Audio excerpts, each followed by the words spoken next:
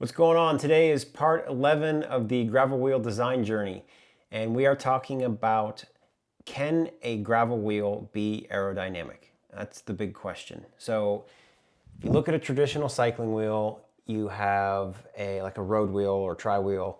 You have a tire that is very smooth, and it creates a very good transition for airflow to move around the tire and then hit the rim and attach to the rim, and you produce a very aerodynamic shape.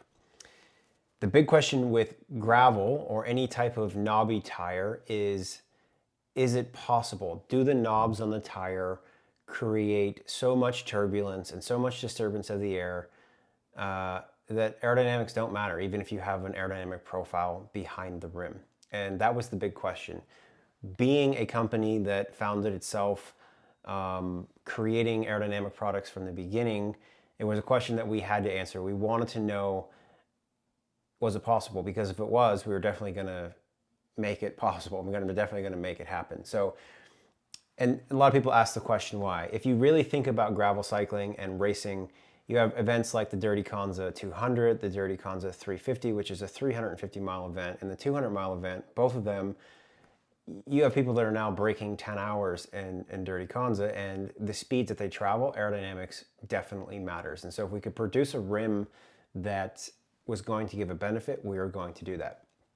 So what we've always done when analyzing rim shapes is we turn to CFD. And our first CFD models back in 2011 were pretty simplistic, and they included basically we took a picture of a tire, we traced that shape, overlaid it, and that's what we did. By 2015, we were molding tires and putting that into models.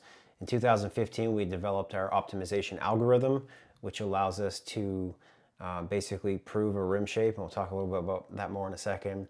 But what we did now, and based on these very complex treads, was we used a 3D scanning technology. And that 3D scanning technology allows us to get a very, very accurate representation of the tire itself while it is actually installed and inflated on a rim. And that gives us great detail that we can then put into a CAD model and refine. And then that process, after you have that done, you take that and you put it into CFD, or computational fluid dynamics software. So what is computational fluid dynamic software? It's basically a wind tunnel on a computer.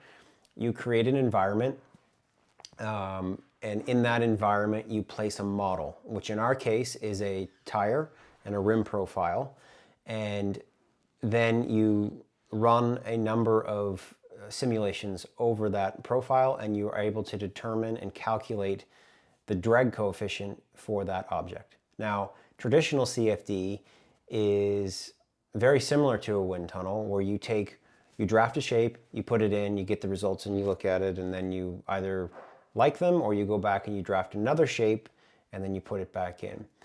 What we did in 2015, which I was saying earlier, was we created an optimization algorithm. And what does that mean?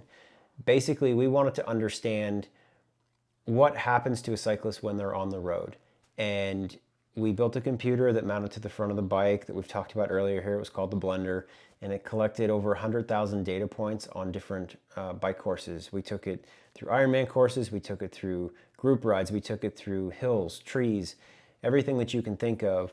And it allowed us to see how the air affects and interacts with a cyclist. So we collected yaw angle measurements and relative velocity measurements. And those data points are used to create an algorithm that, instead of us drafting a number of shapes, the optimizer starts with a base shape, runs a CFD simulation, looks at the results, and then makes a change automatically on itself, so we're not drafting it. And then it compares those, and then it iterates through hundreds of rim shapes until it essentially solves. So a traditional CFD model is kind of a cat and mouse game where you're chasing it, you don't really know what you're looking for, but the optimizer and our algorithm allows us to essentially solve for those rim shapes. So we put in our tire scans with 47C tire for the 650B, which was a WTB byway, And then on the 700C wheel, we used a WTB Riddler, which is a 37C tire. And we ran the optimizations. And to be quite honest, I had no idea what we were going to see. It was a question. But when we saw the results, I was thrilled. I mean, it was quite a drastic reduction. For the 700C wheel, we were able to reduce the drag by 14% over a box rim. And on the 650B, we were able to reduce the drag value by 13%, which is huge. I mean, in cycling, if you're at this point with development, if you're reducing drag by a couple percentage points, that's great. So 14 and 13% was great. Now, CFD doesn't give you the whole picture. It gives you a part of the picture. And when we do anything in CFD, we've traditionally always modeled just the rim profile and the tire. Now, some people will say, or ask the question, why do you not model the spokes and the hubs? In our opinion, it creates a very complex model. Your lacing patterns can be different for spokes. You can use different hubs, and it confuses the real question. How does the tire and the rim interact together, and what profile makes sense? Once we get those results, it gives us the confidence to open a mold. And then once we have that mold and we build the wheel, then we take those results to a wind tunnel. And that's something we're going to talk about later, which will actually be part 12 of the gravel wheel design journey, where we discuss the results and the CFD findings from these new gravel wheels. So stay tuned and check it out.